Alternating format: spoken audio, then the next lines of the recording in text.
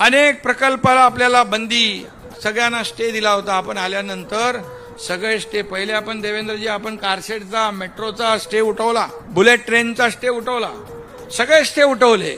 सगळे सण उत्सव सुरू होते का अगोदर? सगळं बंद होतं, सगळे घरात बसले होते. मला वाटतं आपलं सरकार आल्यावर गोविंदाचा पहिला सण होता, आपण त्याच्यावरची बंदी उठवून टाकली. गोविंदा मोठ्या उत्साहात साजरा केला लोकांनी.